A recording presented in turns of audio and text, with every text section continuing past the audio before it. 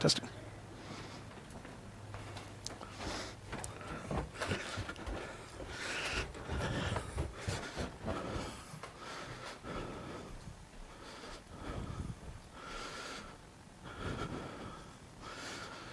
Okay, I didn't get to frame myself, so hopefully I'm, maybe better yet, I don't want to be in the frame.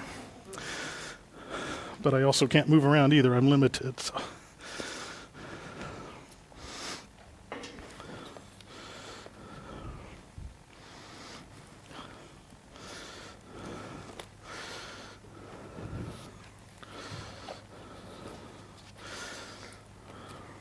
Okay, so I did confirm this with Mike, but I just want to make sure we finished chapter 23 last week. Okay, good, because I prepared 24, and that's all I prepared for this week. So when we left off with 23, chapter 23, we saw that there was a plot to kill Paul by the Jews, and he was warned by his nephew that was coming, and then his nephew alerted the commander over the over that area at the time, which was Lycia, and he was able to get Paul out.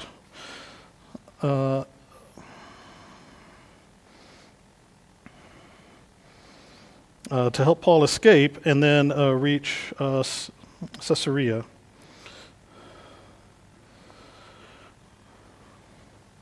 Where chapter 4 picks up as he is going on trial, or at least to face the governor, Felix. I don't know.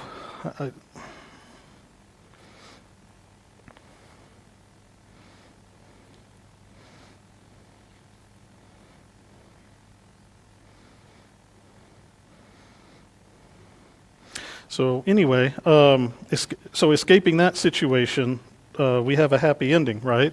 Or not? So we see, at least for the moment, he escaped death. But we also learned in chapter 23 that Paul still has work to do. God will be sending him to Rome. And so we know that Paul's time has not come, even though the situation seems dire. Paul at least is living with that hope that that God has promised him that eventually he'll be delivered to Rome in order to do God's work there.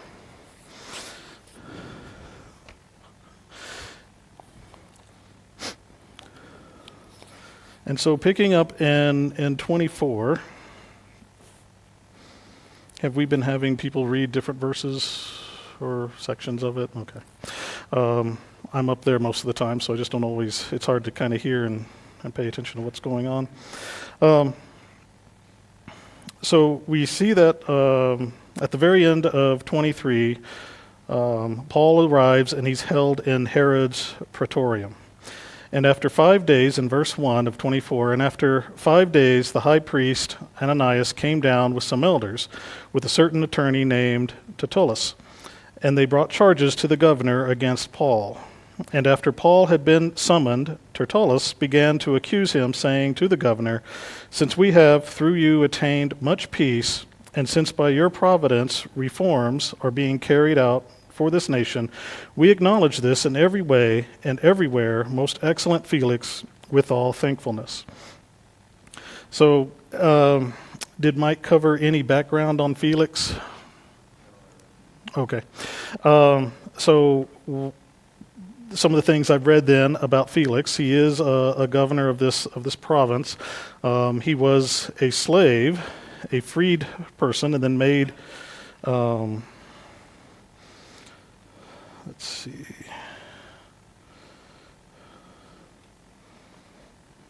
And then he was made, a governor. Antonius Felix began life as a slave. His brother Paulus was a friend of the Emperor Claudius. Through such influence, he rose in status, first as a child gaining freedom, and then through intrigue, he became the first former slave to become a governor of a Roman province. But we see that what we hear, or what we, through other writings we've heard or know of Felix, is that he is a master of cruelty. He loved his power, took advantage of it. We haven't heard that before, right? Most people in that position. So,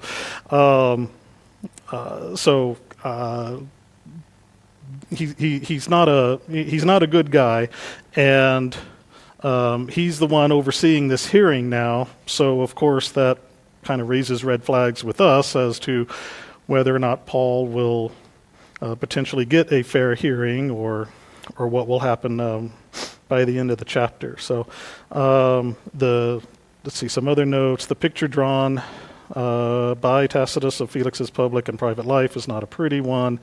And so, yeah, basically, this man has done some evil things and doesn't rule very kindly.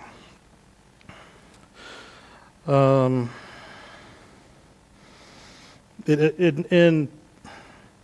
think it's pretty neat to see that with all the writings that we have that have been preserved for centuries, that even so long ago we see a sample of a trial or a hearing going on, and so people obviously there were maybe judge, jury, and executioners type of situations being carried out in many ways throughout the land, but there are some instances like this, and more than likely because Paul was a Roman citizen, he had this hearing available to him, which also is what caused Lycia to then send him over to Caesarea under these circumstances. But whether it's compared to our trials of the current day, whether we consider even the trials that we have today to be fair, to be just, and even if we have maybe a jaded opinion of some of these things that we read about cruel rulers, for instance, overseeing such cases, that at least these methods took place. Whether or not you had a chance to walk away a free man or not, or walk away from execution, at least these situations existed, and then of course we have these examples preserved for us today to see what Christians went through and had to deal with.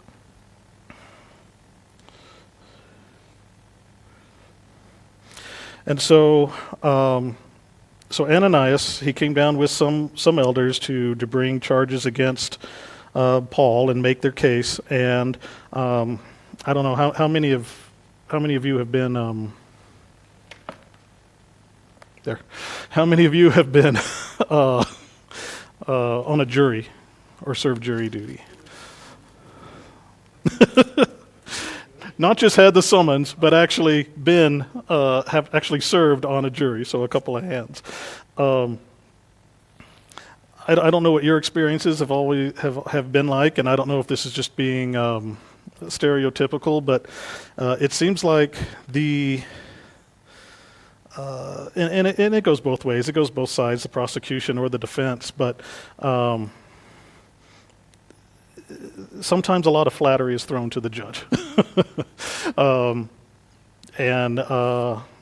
think the couple of cases that I've been on, it was mostly the defense. The defense was really flattering, really not just to the judge, but to the jury, building us up, asking us how we're doing, making sure we're okay, thanking us for the service that we're doing, the public service, and taking the time out of our day and our jobs and the inconvenience that it could be to your life.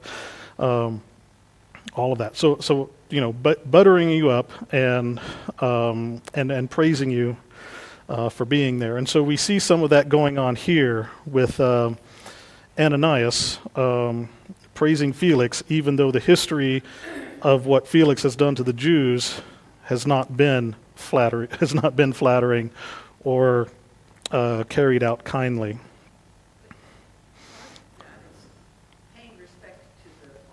That's true too, which I think we saw in chapter 23, where Paul was speaking rudely without realizing. And it's wise for us to remember stuff like that. I'm sorry. It's wise for us to remember. Well, yes. I mean, yeah, we obviously should always be polite, always should be kind. And so, whether he's doing this to butter up the judge or whether he's doing this to show respect to Felix, I mean, it's not a bad thing. I guess it just depends on what your purpose or what you're trying to get out of it or what you hope it accomplishes. But yes, I mean, just like our rulers, like we're commanded to our governments, to our leaders, we should always be respectful and follow the laws that we are given.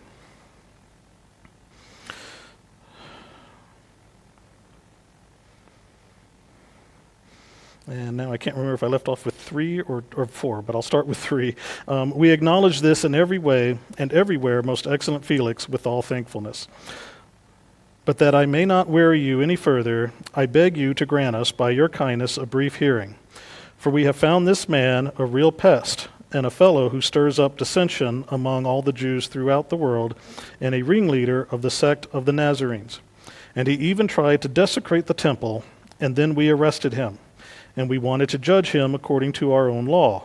But Lysia, the commander, came along and with much violence took him out of our hands, ordering his accusers to come before you, and by examining him yourself concerning all these matters, you will be able to ascertain the things of which we accuse him. And the Jews also joined in the attack, asserting that these things were so. And when the governor had nodded for him to speak, then Paul responded. Again, in chapter 23, the plot was to kill Paul, to murder him. And so here we see maybe a little... I'm sorry. Well, yeah, exactly. Hey, we were just trying to try him and talk to him and make sure he had a fair trial, which on the surface and publicly that appeared to be what was happening. But the 40 men that were that made the oath to kill him and not eat or drink until they accomplished that, behind the scenes, that was obviously much different. I want to make sure I cover the questions too as we go along.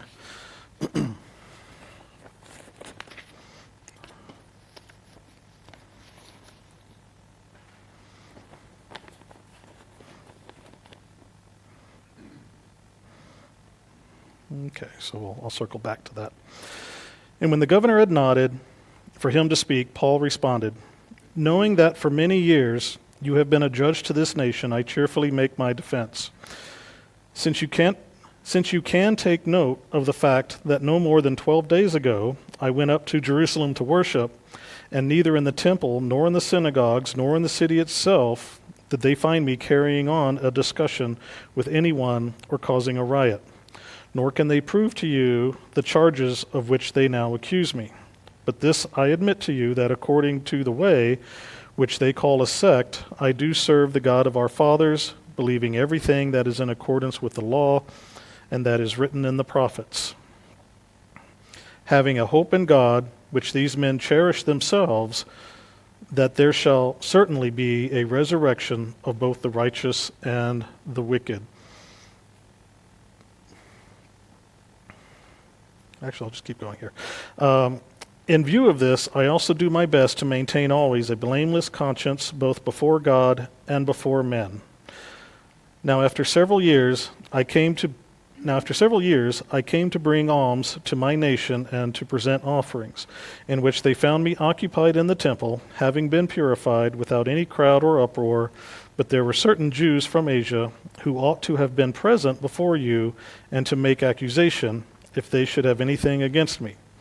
Or else let these men themselves tell what misdeed they found when I stood before the council, other than for this one statement, which I shouted out while standing among them, for the resurrection of the dead, I am on trial before you today.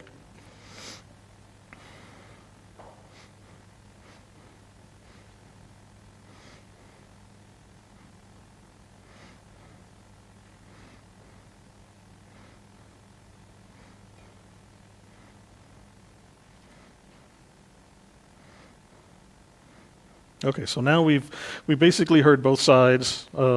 We would hear we would call it the prosecution and the defense. They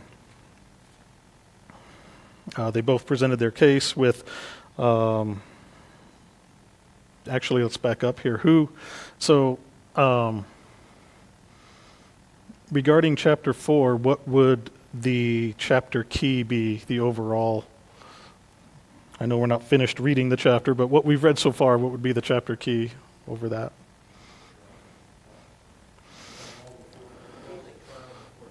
Yeah, Paul's defense or the trial or the hearing before Felix. So that's exactly where chapter 23 left off, and 24 picks up right at the beginning of the hearing after he'd been held for 5 days.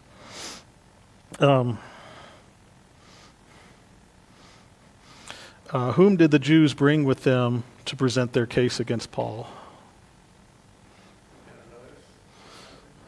So yeah, Ananias and the elders, and then who did they bring specifically to bring the lawyer, Tertullus? So yeah, so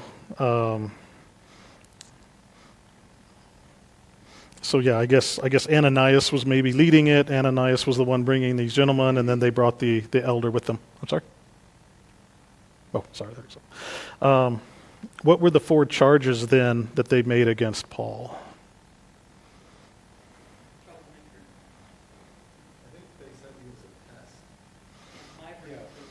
Troublemaker. Okay, so troublemaker or pest.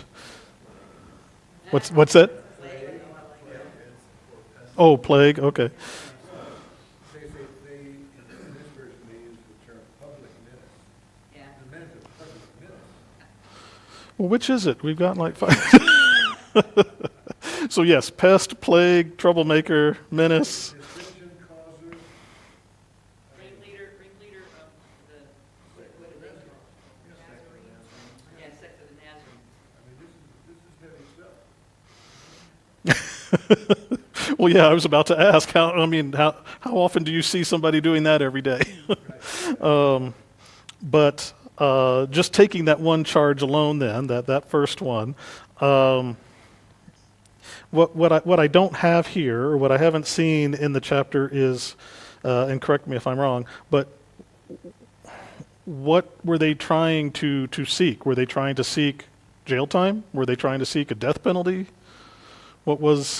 I know they didn't want this hearing, and Lysia is the one that basically, rescued Paul, took him out of there, and made this happen as a Roman citizen. But Well, they're suggesting that he be interrogated, and I think you can read scourging in that kind of interrogation. okay, You need to find out what this guy's story is. The best way to do it is flogging within an inch of his life. If he survives it, oh well. I think that's what so being a pest. For being a pest, we are going to beat him within an inch of his life. What else? Yes. Sure. Okay. For that, okay. Then what were the other 3 reasons, or what were the other 3 charges? Stirring up riots, ringleader of the Nazarenes, and profaning the temple, which attempting, yeah, which in the Romans' eyes, those wouldn't be much of a concern of theirs. Mm-hmm. The only one they would really be concerned about would be the stirring up of the riots. But then the letter from Lysias is already there, Mm-hmm. stating no evidence or no charges. So it's almost like they're kind of beating their heads up against a brick wall already. Mm-hmm. Those are the other 3. And but so yeah, the death penalty coming from false teaching or false prophet. Well, we don't. They didn't go that route. At least verbally here, they were just trying to basically paint him as a troublemaker overall, and he was a troublemaker because he was stirring up dissension and trying to desecrate the temple and just trying to be a leader of trouble and and riots. And yes, you're right. I forgot about the letter that Lysia sent stating that, and that'll kind of circle back here as we get towards the end of this chapter as well. So yeah, those were the 4 charges made against Paul. Paul said that he was serving God according to what? That they consider a sect, the way. Who did Paul say ought to be present to make charges against him if they really did have any evidence against him? That's one of the things, he calls them on the carpet, because under Jewish law, they have to have witnesses. And they didn't bring witnesses for all of the charges. Mm-hmm. There were Jews from Asia Yeah. that skedaddled once they realized he was going to be taken out of town.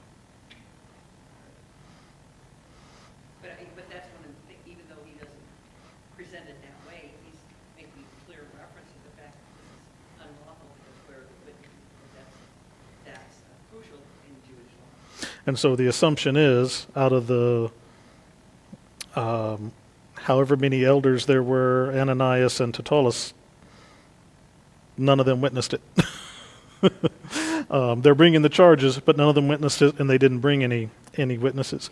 What? I guess you could kind of say they witnessed a riot that actually may cost. Yeah. Well, yeah, having. In a sense, because, when the commander of troops came down to kind of rescue Paul from an angry mob, that was kind of incited by them when they drug him out of the temple and everybody was confused about what he was doing, so. Right, and that's in 6 and 7. They were just simply trying to arrest him, according to Tertullus. They were just trying to arrest him because we just wanted to judge him according to our own law and our own way. But Lysia, the commander, came along and with much violence took him out of our hands. Yeah, the violence was on their part. Well, yeah, I mean the violence on their part, but then that also cause for violence in order to break it up and get and get them out. So it's like riots that we see today. Where maybe the police or the authorities are accused of causing the riot or being violent, but a lot of times that's done to quell the violence that has already erupted, that they themselves are trying to put to rest. So I think we can kind of infer a similar situation going on here, where the troops had to jump in, but that was because of the situation that was happening, and again caused by the Jews. So back in the day, what kind of evidence could you present in a case?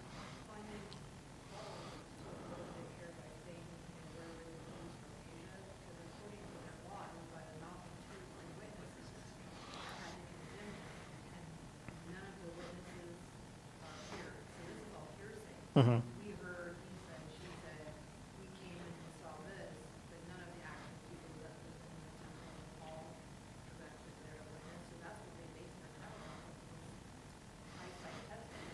Mm-hmm. And then in verse 20, Paul puts it on the line. It's like, he doesn't say it this way, but okay, the only thing they witnessed was me talking about the resurrection.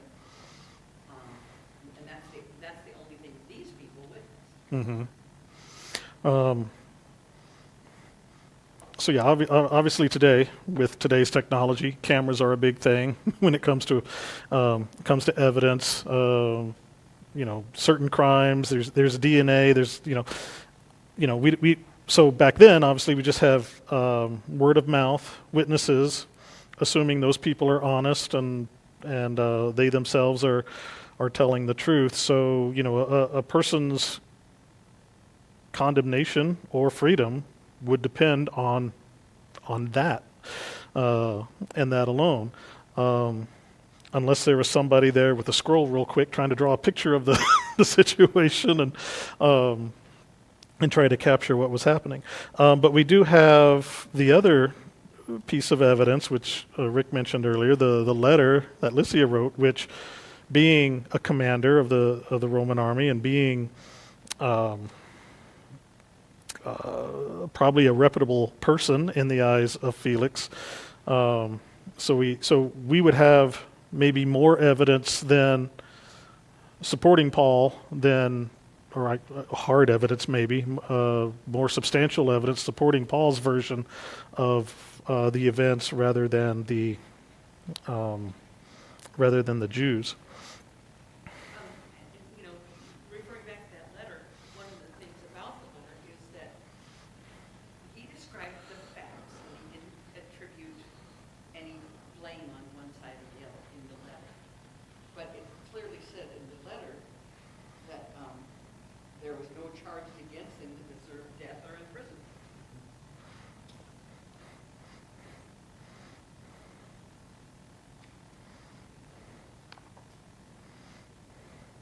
Verse 27.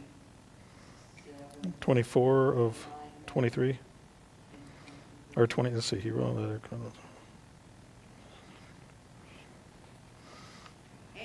it also refers to the plots, which of course never got brought up by there.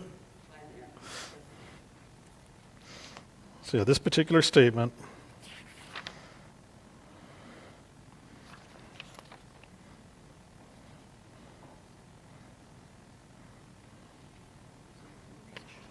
Yeah. Well, it's better instead of going off the notes, let's just read 26 through 30 of chapter 23 just to remind ourselves. And he wrote a letter having this form: Claudius Lycia, to the most excellent governor Felix, greetings. When this man was arrested by the Jews and was about to be slain by them, I came upon them with the troops and rescued him, having learned that he was a Roman. And wanting to ascertain the charge for which they were accusing him, I brought him down to their council. And I found him to be accused over questions about their law, but under no accusation deserving death or imprisonment. And when I was informed that there would be a plot against the man, I sent him to you at once, also instructing his accusers to bring charges against him before you.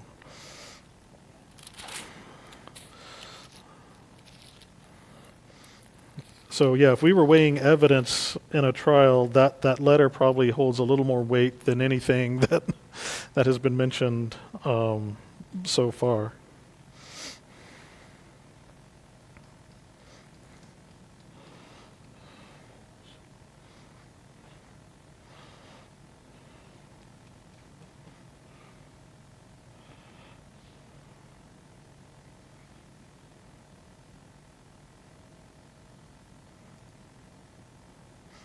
Okay, and then picking up in 22, we read Felix's response. But Felix, having a more exact knowledge about the way, put them off, saying, When Lycia the commander comes down, I will decide your case.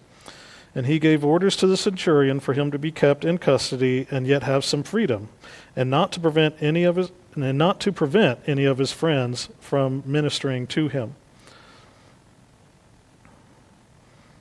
So why wasn't the letter good enough? Well, we'll find out in the next few sentences that he was hoping to get a bribe Yeah. from Jesus or from Paul or his followers. What other example did we see of somebody not making a decision during with Jesus? You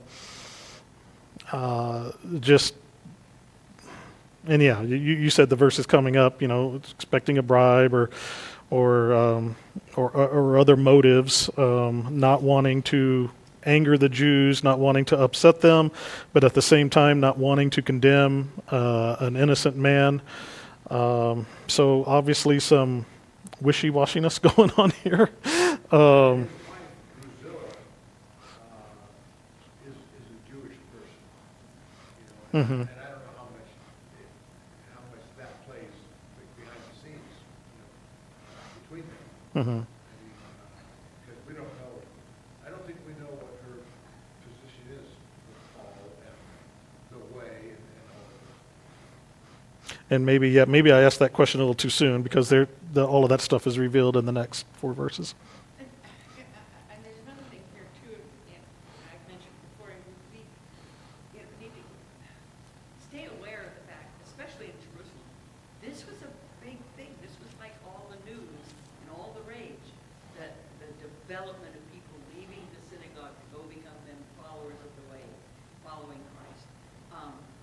lot of hoopla. I mean, and if I were Felix and I had an opportunity to hear it from the horse's mouth, that would be entertainment in the sense that I could hear the straight skinny on this. You know, whether he's, it's about, as I say, the entertainment value rather than him wanting to seek any information. Mhm. So there's the other, you know, he's got access to like the person who's the ringleader, right? Right. So entertainment, maybe more information, and the bribes come up. So let's go ahead and just finish the chapter. Then I can, then before I back up to some of these questions again. Let's see, ministering. But some days later, Felix arrived with Drusilla, his wife, who was a Jewess, and sent for Paul and heard him speak about faith in Christ Jesus. And as he was discussing righteousness, self-control, and the judgment to come, Felix became frightened and said, "Go away from the present, and when I find time, I will summon you." At the same time, too, he was hoping that money would be given to him by Paul. Therefore, he also used to send for him quite often and converse with him.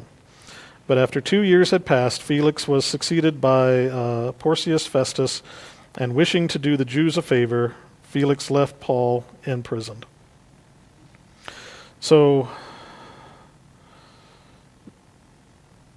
yeah, was there curiosity then in maybe some of these meetings with Paul to understand Christ better? With Drusilla being a Jew, how did that affect her opinion of it? But then we see that Felix became frightened. Why would he run away from? Why would he be frightened, or why would he run away or send Paul away, calm down, and then maybe call him back later? Yeah, I wrote a mark on my Bible here. The word has power to convict even the unbeliever. And what do we know about Felix? Well, it wasn't a Pilate's wife that had a dream about Jesus or something along that line, and she told him to leave this man alone and not to follow through on whatever it is that they want to do to him, because they were just going to invite them all back to trouble. And some kind of a dream or something. And I don't know how much of an impact it had on Pilate, because he thought he needed to do with it. So there's some play back and forth. Mhm. But this is 30 years down the time, too. Mhm. There is a sense in which Luke is framing what happened with Paul in a similar light that he framed Jesus' trial. So, you have Paul set his face toward Jerusalem, kept going even though there was promises of suffering, and then the arrest, phony trials, and so there's, at least from a narrative perspective, there's a lot of similarities. What Right. with Luke and Luke did with Paul. But it's the wives. Uh, It seems to be the wives that, like these two episodes. And so maybe he was interested in hearing it till he found out he wasn't, that he was condemned, or he himself being condemned, even though he, as not a Christian and not a Jew, he basically had no skin in the game, I guess. So, But then it talks about mine says self-control and the judgment to come. right. Oh, yeah. So, yeah, I mean, obviously Felix could see, well, wait, this has consequences for me, even though, I'm not a follower or believer in both, but, I'm connected through marriage and relationships with the Jews. What Paul preached, I guess, I mean, one of the things we can take away, I guess, is what Paul preached and how he preached it was convincing enough to be able to scare Felix and cause him some concern, where Felix wasn't able to just say,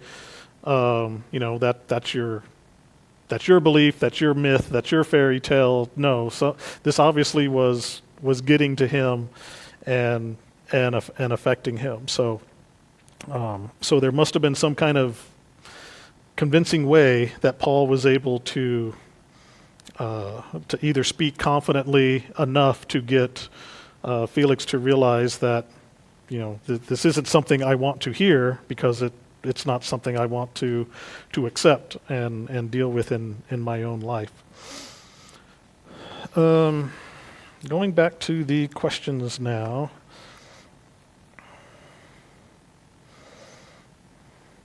Who did Paul say ought to be present to make the charges against him? The witnesses, the Jews from Asia.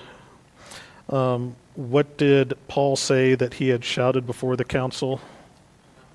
The resurrection, which was Felix told the Jews that he would not make his decision about Paul until when? Lycia came. Yeah, until Lycia came. but that was just buying time to maybe get the bride that he was Sure, and it. What's that? And that could be the answer too. He's not gonna make a decision about Paul until his pockets get lined a little bit. Maybe. Which, yeah, in verse 26, at the same time, too, he was hoping that money would be given to him by Paul. So, if I'm going to hold you here, obviously I'm not condemning you, because he didn't make that decision either, but he's also not letting him free. So, yeah, what can you give me in the meantime? And really, I mean, what would Lycia say that wasn't in the letter? What would be more convincing of Lycia being in person to say it versus what's in the letter? On the one hand, you could go by the letter as evidence in itself and maybe release Paul, but from Felix's point of view, there's no harm, no foul in just keeping him there for a little longer and using that excuse of Lycia coming down to say, well, let me hear it from his mouth in person, and then I'll make a decision. So. a way to get rid of the Jews. But in the meantime, I think that, it seems like giving Paul access to his friends was also giving him access to maybe get some money so he could make the deal. I mean, looseness. I didn't think of that, but yeah. Yeah. If they're going to minister to him, they can, yeah, if they can,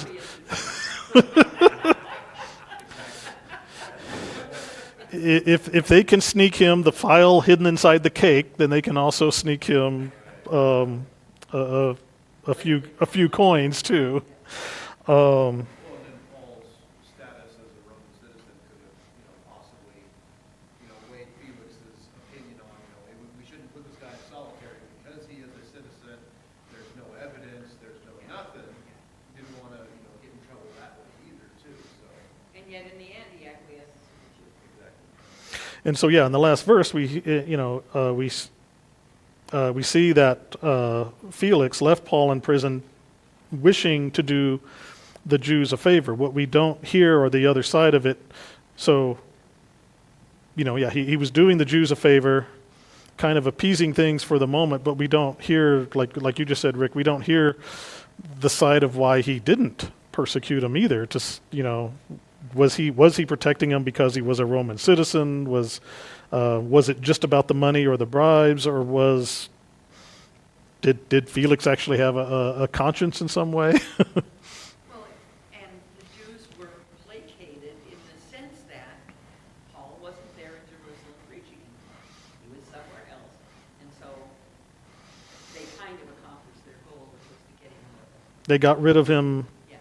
one way, not the way they wanted, but they did get rid of him, and plus keeping him in jail for 2 years keeps him out of Jerusalem.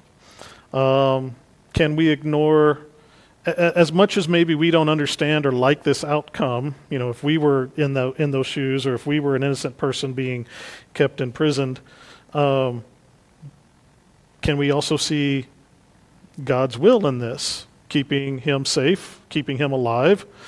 He still has work to do in Rome, according to the vision he had in chapter 23. So, this is like we say, this is part of God's plan. This is part of the providence, and how things play out. So yeah, I started out by saying chapter 3 ended on a happy ending, right? Paul was rescued. Well, maybe, maybe not. Maybe this is a happy ending. Maybe it's not a happy ending, depending on how you view it or see it. Now, is this the present time where Paul would have written a lot of the letters? I Some of them In in Rome? Rome. Okay, yeah. I are written, not that he couldn't have.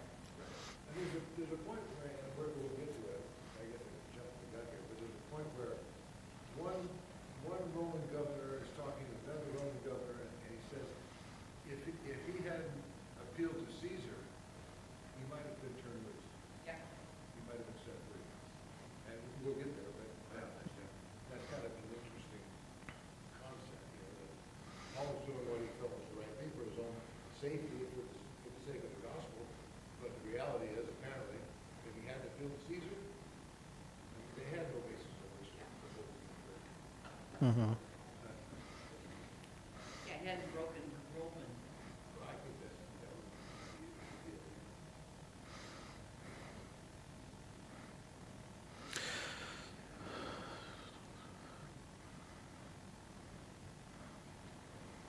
a Okay, so I already asked. Felix told the Jews he would wait and not make his decision until when, and okay, I already asked that.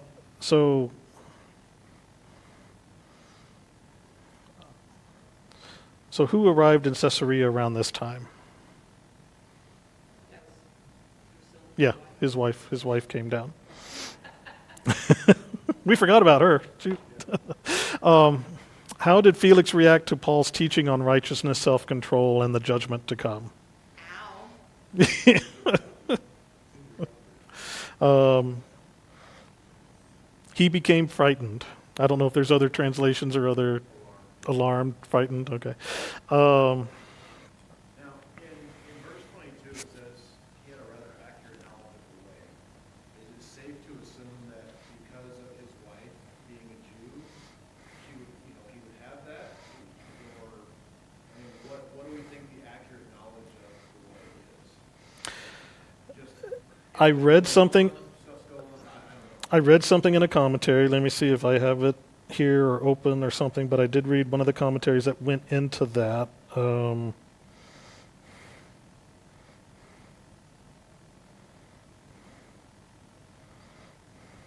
it doesn't sound like it's, knowledge of, what Paul was teaching him later, which made him alarmed. I just didn't know what accurate knowledge of the way. So one commentary says because of his accurate knowledge in the way, he had enough evidence already to release Paul and make a decision in Paul's favor, having a more accurate knowledge of the way. So it might have been one of the other commentaries that. Well, Felix was the top of the heap in that area. He would be well acquainted with things that would cause him disturbances, and this big movement certainly he would have been made aware of it. So it's more knowledge of everything going on around it, involving, not necessarily. Mine says well acquainted. Okay. So it's not necessarily knowledge of the gospel, per se. Yeah, Okay. of the movement. Yeah. I think that's probably an accurate statement is he was familiar with it. I mean, if you're a leader and there's persecution going on, you're gonna have to be like, why do they keep bringing these people to me asking for this, right?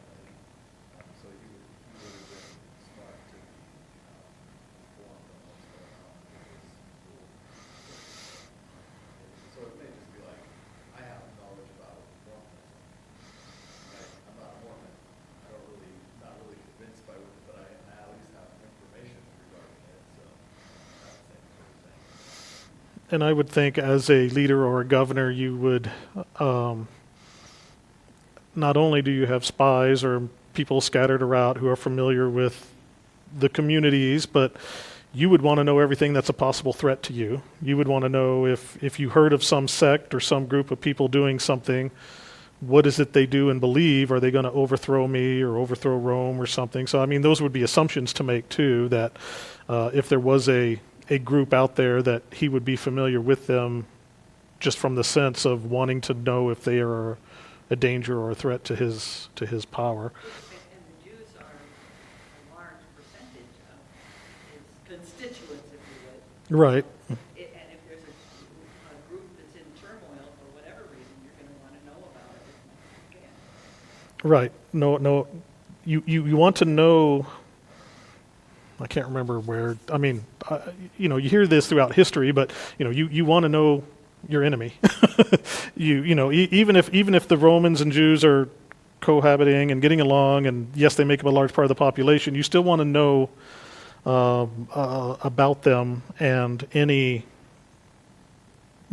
Just out of general paranoia. Somebody after my job, is somebody gonna take me out? I want to know what you believe and what you might have destined as far as taking that power for yourself. So I can't find what I was looking for, but I do remember reading something that expanded just a couple more sentences on what his possible knowledge of was on the way, but I think we've thrown out enough. I think we've thrown out a lot of things for consideration and assumption there.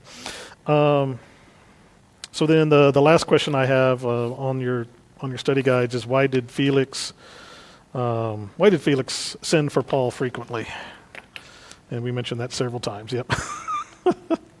wanting possible money and bribes and things like that. So again, not a good guy, not the guy you want in charge of your trial, unless you're rich and prepared to turn over some money. Going back to that, you commented about how the lawyer that Ananias and the others brought. Yeah, them, Tertullus, yeah. how he, buttered it up. And Paul just says, I know you've been a judge for a number of years. It's not like he's saying a good judge or a fair judge, but just acknowledges the position. Right. So Paul didn't go the flattery route, whether he was trying to be honorable or not honorable or respectful. He just cut straight to it.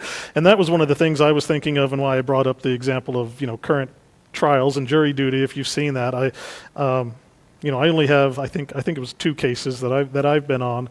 I only have the example of where I noticed there was a lot more flattery, a lot more kind of buttering up maybe from the defense side to really,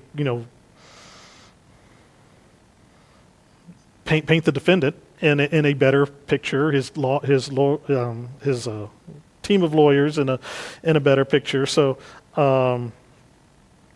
if Paul, maybe Paul has some confidence here too, because he knows he's going to come out of this, because he still has to go to Rome. So he knows he's going to come out of this. So maybe he doesn't feel like he needs to delay it any longer, and he just wants to cut to the chase and say, hey, I'm innocent. These guys have no evidence anyway. But then, of course, he's dealing with Felix, who doesn't give him that outcome that he may have wanted. So, but yeah, we do see a very a juxtaposition between Tertullus's approach, being a professional lawyer, actually being called an attorney. He knows how to handle the case, how to speak to the judge, how to try to get his way and win his cases, versus Paul, who is self-representing himself, and just doesn't always think of those things, maybe, or always try those things. You want to prove your case and get out. I was actually surprised we covered the whole hour, because I thought this would go a little bit quicker, so I'm happy about that. Any other discussion or questions before we dismiss? All right, let's close with a prayer. Dear Heavenly Father, we come to you in prayer once again, thanking you for loving us, for your many blessings that you've given us. We ask you to be with us the rest of this evening, helping us to travel safely and reach our homes. We're thankful for the safety we had in the storms today, and we pray for those who were affected, that they may be kept safe as well, despite maybe some of the accidents on the roadways and the delays that they may have felt. We ask that you remind us who we pray that we continue to be reminded who we serve and how to best serve you, to be a representation of those around us and then the community, to know that you are with us, that as long as we speak the truth and show others the way, that you will always be with us and help us to know the things to say and defend your word against the world. We ask again that you be with those who are traveling and hope that they reach their destination safely, and those that are sick to be returned to us this Sunday.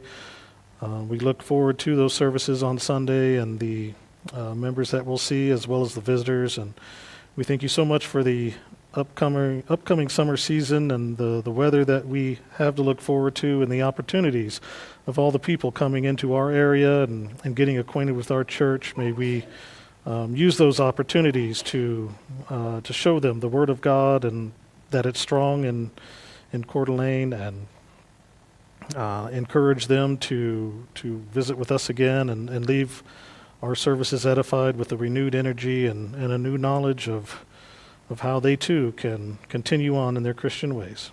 And we ask this in your Son's name. Amen. Thank you. Now I got to go turn off the recording.